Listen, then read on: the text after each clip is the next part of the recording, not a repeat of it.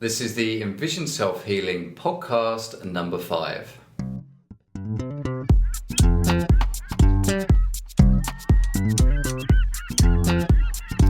Hi, I'm Will Fuller. And I'm Richard Miller.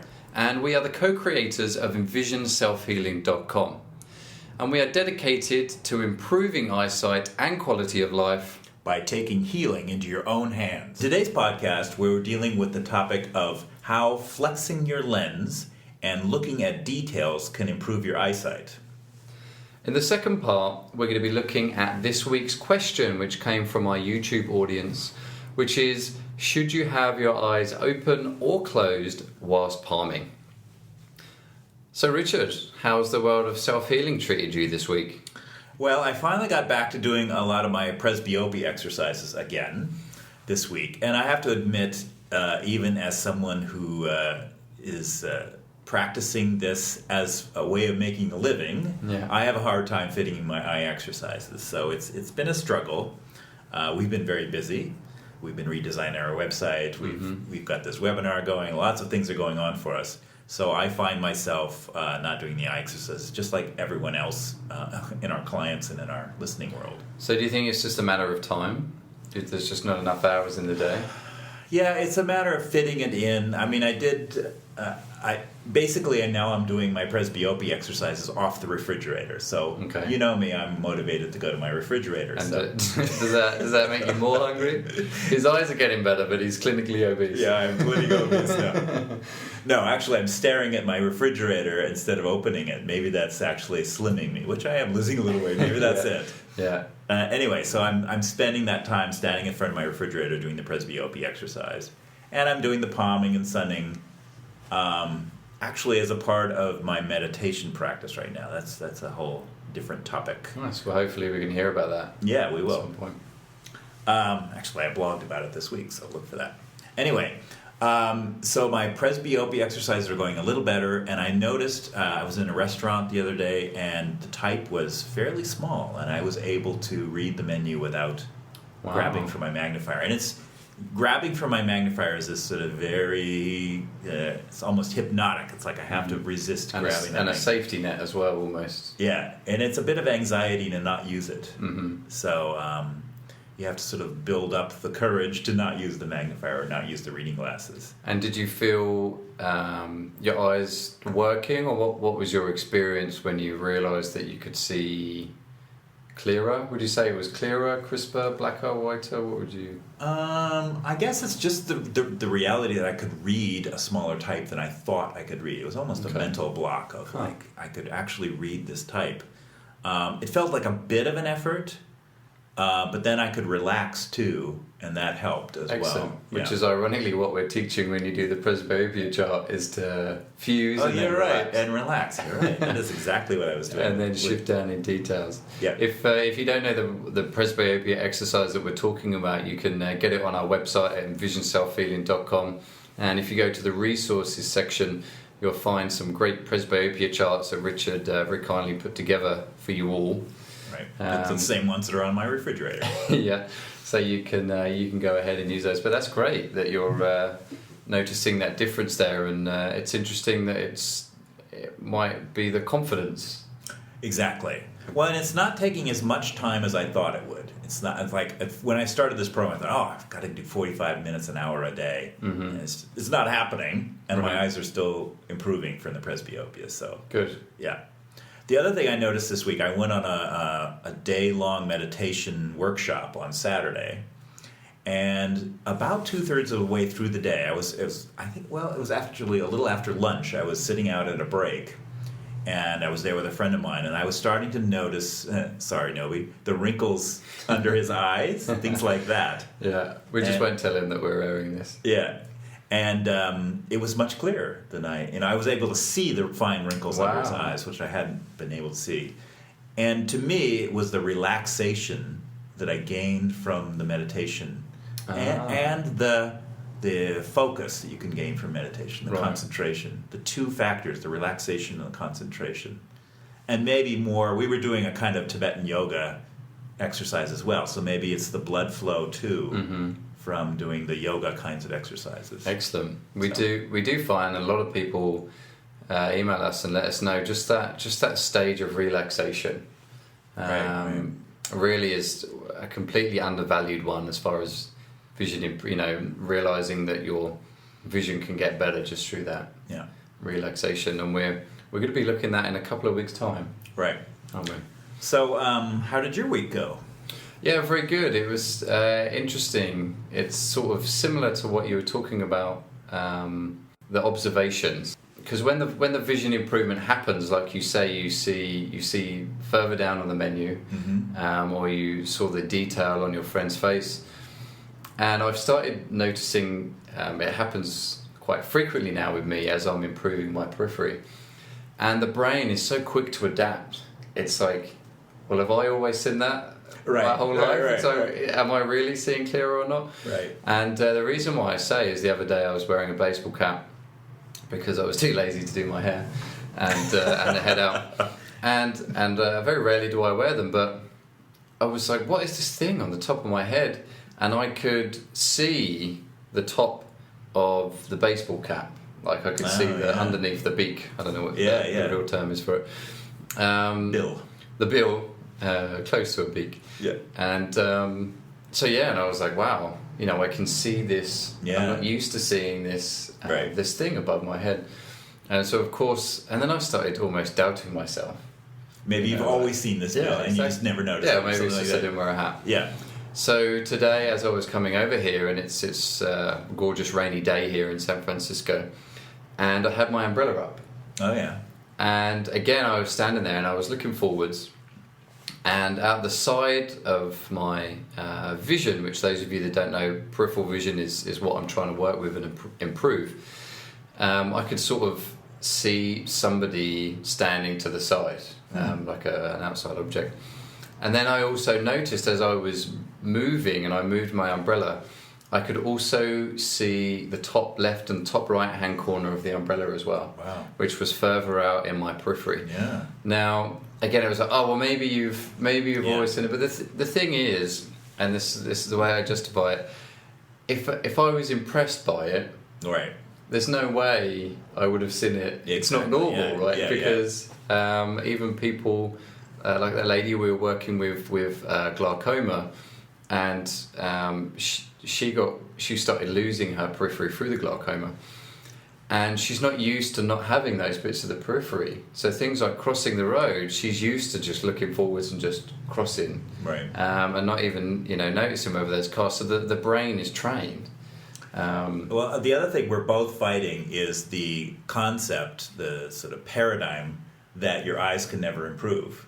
So we've been fed this for decades before we started improving our vision. Yeah.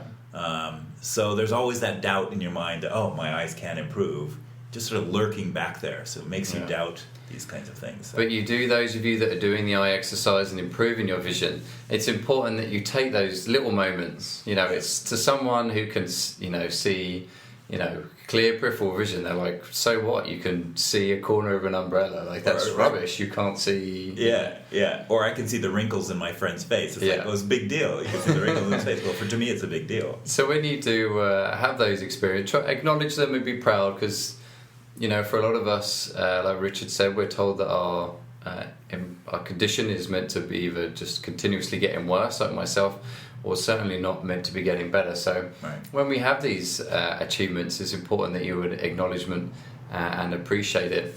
And also know that the brain adapts very quickly to this stuff. I know a friend of mine and a good client is someone who her father is a plastic surgeon. Mm-hmm. And when he works on a client and works on their nose, so it's a cosmetic surgery and they're having their nose replaced, he has to take a picture of them before, because after the surgery, when they're showed their new nose, the brain adapts so quickly that they think it's the same nose that they had before, and they think that he's just put them on anaesthetic and charge them tens of thousands of dollars. Yes. So it's important to acknowledge that the brain does adapt quickly, and this is why we use a vision journal and encourage people to use vision journals, so that you can track your progress and go along with it. So, but the only other thing really I'm noticing at night time, a lot more lighting around me. The other day I was walking back from the public transport, and I could see a whole stretch of lights, a whole stretch of street lights. Mm-hmm. And again, it was that observation of, I'm not used to seeing a whole street to have that that feeling of depth. I was like, wow, the street's massive. I'd never, sort of experienced that amount of depth. But I must say, I did go to the San Francisco Ocean Film Festival this weekend. And there were some fantastic movies there. Any of you that ever gets a chance to go along or look it up, then you should do. But in there, they have even poorer lighting than a cinema. No offense, San Francisco, Aqua Bay. And they also have these tiny steps that are sort of few and far between. There's no sort of equal to it all, and it's all the same carpet. So anyway, I did. Although I'm seeing all these improvements when I was sitting there, and even though I might have needed the restroom during the movie, there's no way I was getting up to fall down those stairs to go to the restroom, and I did have to wait. But so even though I'm seeing these great improvements, it's very much one step at a time. The night blindness hasn't gone yet, but it's still an improvement. And just got to keep working. So I think it's about time for topic of the week.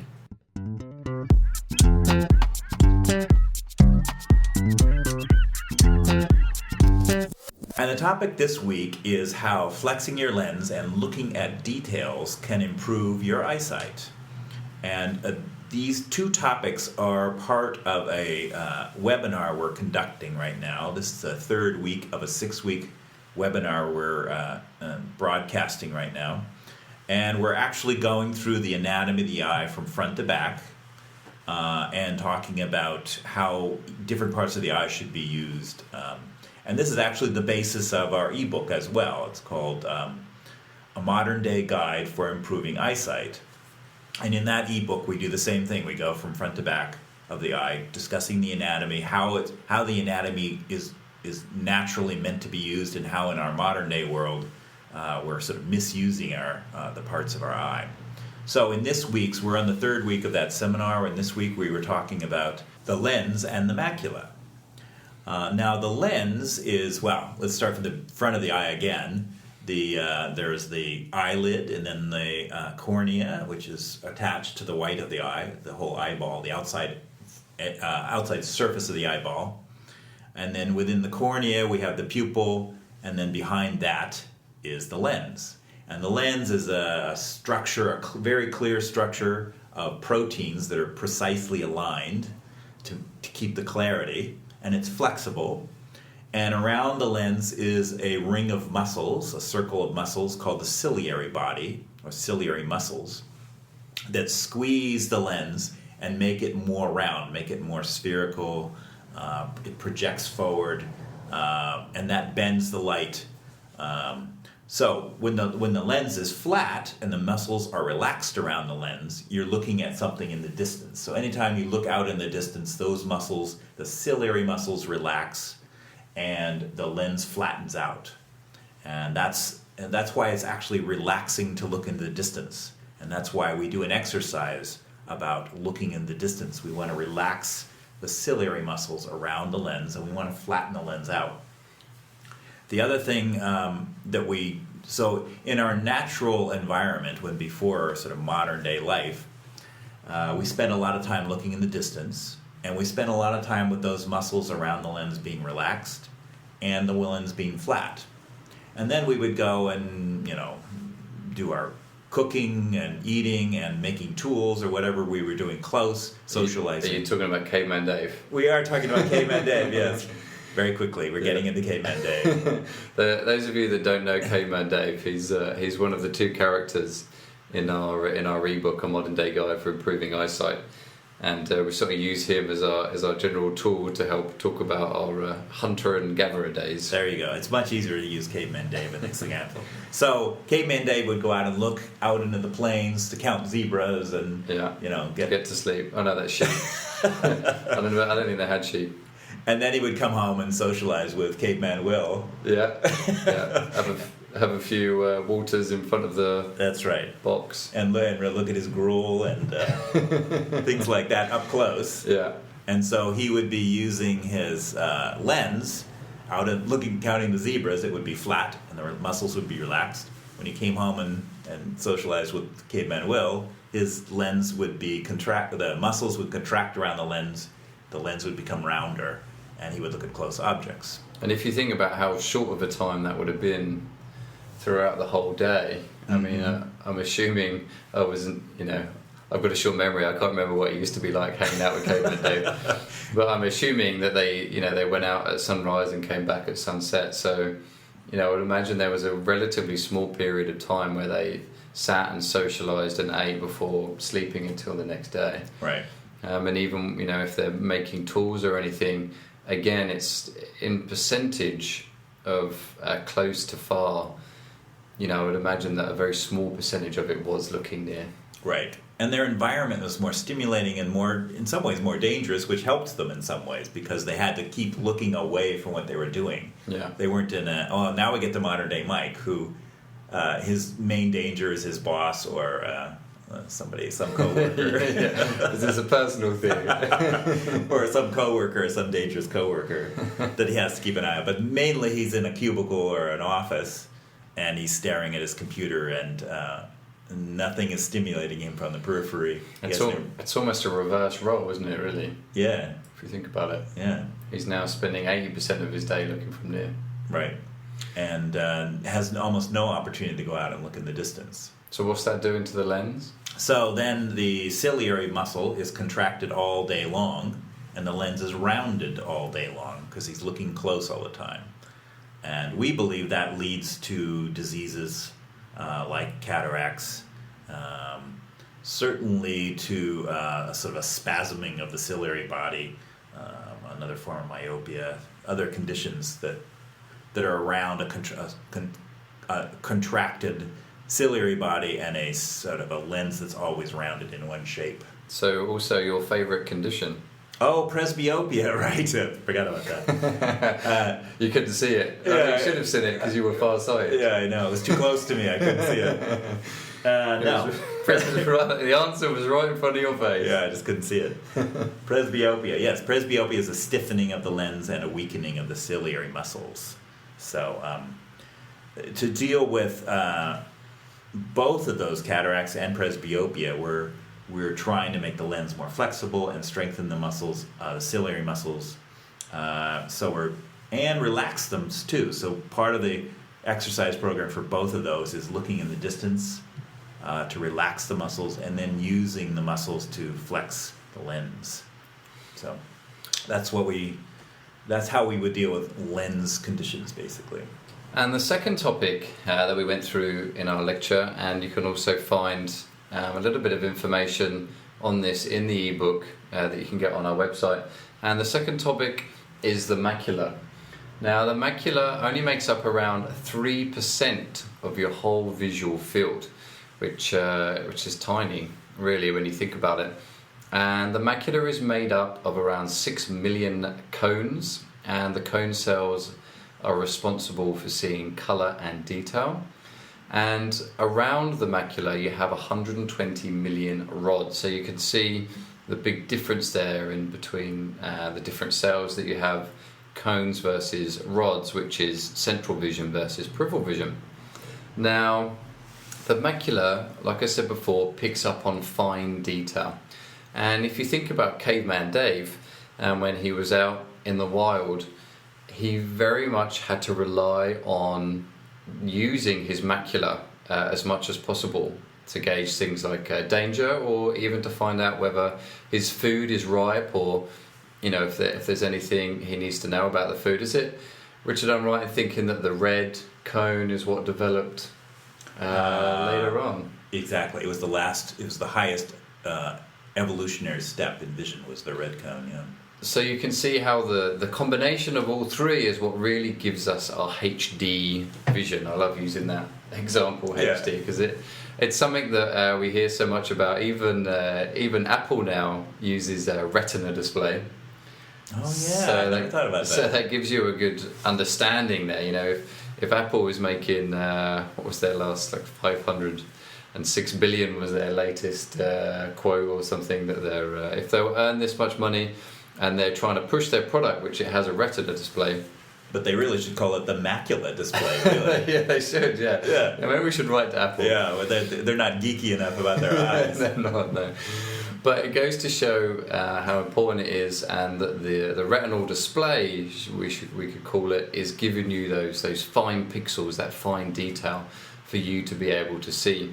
Now, what's happening is those cones cells are very finely packed within the macula. You're being a little geeky now. We haven't explained cones versus rods, so. I did. Oh, I explained what cone. I said rods and cones. All right, 6 million and the 120 million. But I didn't say that the peripheral, the rod cells is movement and there you go. Light, and dim light. Sorry, and the cone cells is what's responsible for the color, and they function in bright light. There you go. That's clear. Very clear. Good.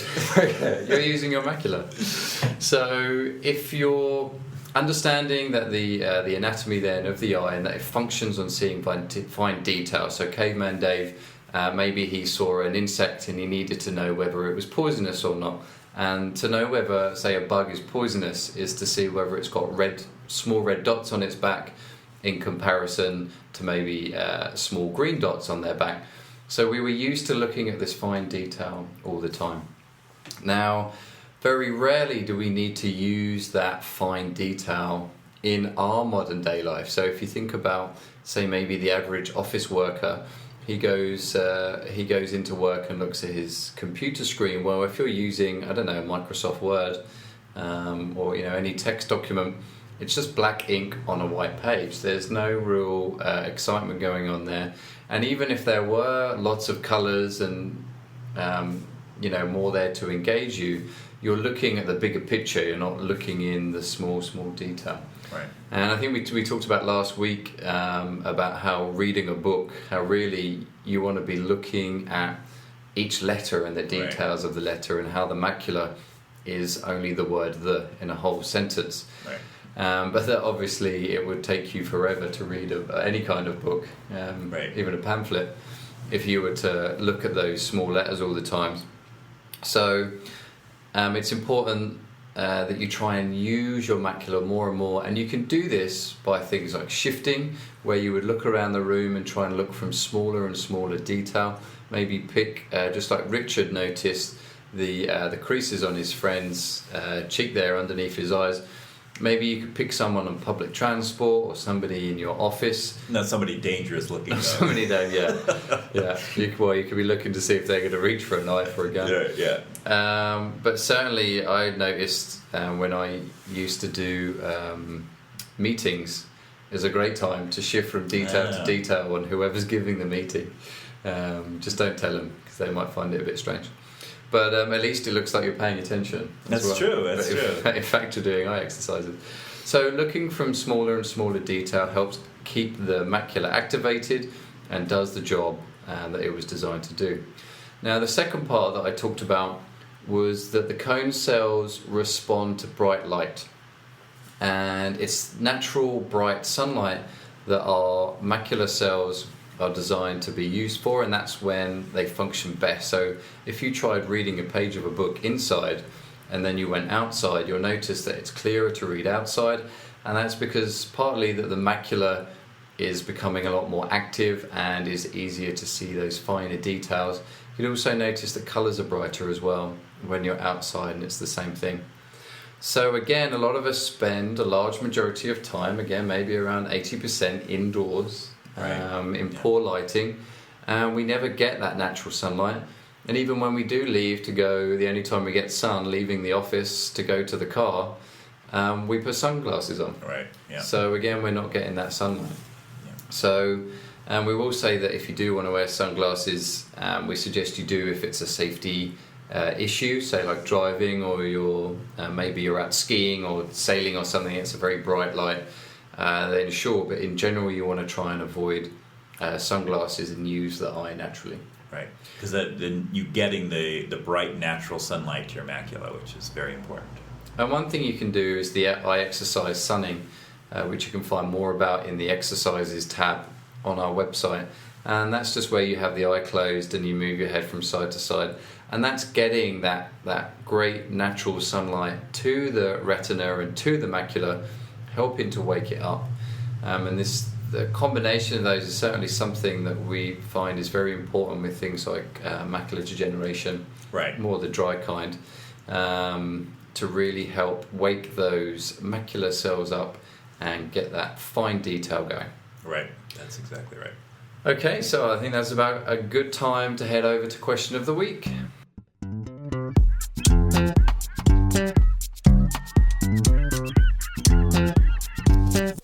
So this week's question of the week comes from a YouTube viewer who asks, when I'm doing palming, is it okay to have my eyes open or should they be closed?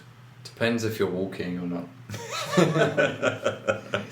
Well, yeah. So in my experience, I generally keep my eyes closed because I want the most dark as possible. But I know you do some special things with your eyes open. Sometimes I count sheep. No. Sometimes the zebra. It's the zebras again. Sometimes I do eye rotations. Yeah. When I'm palming, mainly because I'm trying to fit in all these exercises that we're talking about. Right. And just to do 10 in one direction and 10 in the other direction. In between palming is sort of because palming is so important and I know I need to do it daily.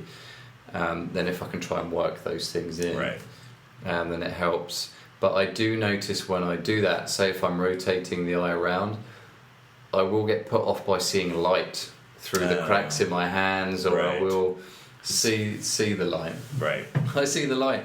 So that's why, again, it's important to have your eyes closed. Yeah. I think in general we would say keep your eyes closed, and then you want to have as dark a room as possible.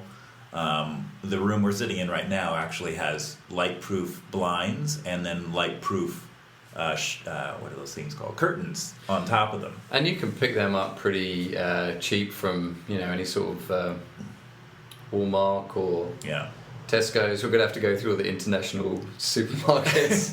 But Amazon is a great place to find them. That's where I got mine. Yeah, I think I got mine there as well. So, but really you just want as dark as possible. Right, and even like taking a towel and putting it under the door so that you can eliminate that piece of light. Yeah. People talk about, they do talk about sometimes using those eye shades. What are those things called? Yeah, a lot of people ask why, and maybe this should be question of the week next week. This week's question is from Will. A lot of people ask, why can't you just wear the sleep? Sleep mask. Sleep mask. That's the word. Yeah, the darkening. It's been a long day. day. Yeah, we don't ever wear them either. So, and our experience is the energy from the hands is important as well. So putting your hands over your eyes is an important aspect of palming. And it's meant to be a real gentle touch. It's almost, sometimes I try to visualize as if air is just barely passing between the palm of my hands and the cheeks around, my cheeks and my forehead, because it really needs to be that soft amount of pressure. And I kind of feel whenever I've worn those sleep masks when I've been on planes or whatever, it just feels like this tight band pulling up against. But certainly any of you that have done any sort of Reiki work like myself, or any sort of energy work, as I'm sure you've done, Richard, you can feel the energy and the heat coming from the hands, which is another part of the palming that we feel really gives it that extra kick, so to speak. Yeah. So, but certainly having as little light as possible. Even some people, without realising, they might have those night lights and they plug into the side of the wall. Right. Or I know a lot of people, their alarm clocks. Right. And we have so many things in the room, people that have TVs in their room. Yeah. You have all these LED, although they're tiny, it's still all this extra light that you don't pay attention to. But I guaranteed if you palmed for 10 minutes and then took a look around your room while you're in the dark, you'll notice how light these certain things and they're irritating at that point. that become. Yeah. So we certainly recommend then that your eyes are closed when you're palming. some people might find it difficult because they might be not restless, but we're used to being active. Yeah. So just to sit there and palm, people wanting to try and do something, which if that is you, is certainly a good reason in itself to do palming. Yeah. Because it's just 10 minutes in your day just to relax, take a time out, and do some palming. But if you still want to be active, there's nothing stopping you from, say, listening to this podcast. Right. Or you could... Or something way more interesting. which is nothing. I'm definitely sure nothing is more interesting. Yeah. You can have a look on iTunes or iTunes U, is it, University? No, yeah, exactly. And you can get a whole course there online and learn about anything, anatomy, physiology, as we do. But again, that might be a little bit boring. Well, and the other advantage is you're doing some of your reading. You can do books on audiobooks as well. And so you're doing the reading that you might do otherwise and straining your eyes doing the reading.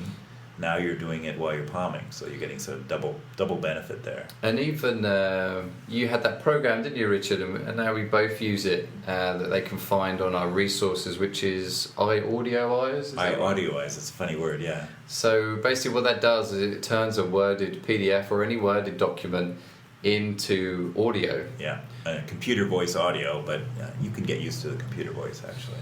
So it means, a lot of people don't want to sacrifice their reading and they don't want to sacrifice their leisure time. So what we're saying is it might be a different behaviour pattern, but you're still able to get the entertainment from the reading, and you're also resting your eyes at the same time. So great question there from our YouTube followers. Keep the questions coming in. We love hearing from you guys. It also shows that everyone's working hard on their eye exercises. You can contact us through our email address if you go to the contact us section on our page, or if you've got a pen and paper handy, it's envisionselfhealing@gmail.com. You can also post a comment underneath this, whether it's on our blog or on YouTube or anywhere that you might be viewing this, and we monitor all our comments. We should get back to you either by email, or hopefully you'll make question of the week and we might be able to answer it in a little bit more depth. It is a lot nicer answering these questions in person and in audio form than writing by email, because it's just so difficult to explain a lot of this stuff through text. But there's also an FAQ section on our website where there are a lot of general questions there that you can also go over and see. Don't forget that you can head over to our website at envisionselfhealing.com and download your free ebook, A Modern Day Guide for Improving Eyesight. And a lot of that is what we're going through over these next few weeks, which is, as Richard said, we've based our 6-week lectures on. So you can always download that and be a step ahead of the game for next week's session. Next week we're going to be talking about blood flow and peripheral vision. Right. So I hope you enjoyed this week's podcast, and happy healing. And have a good week.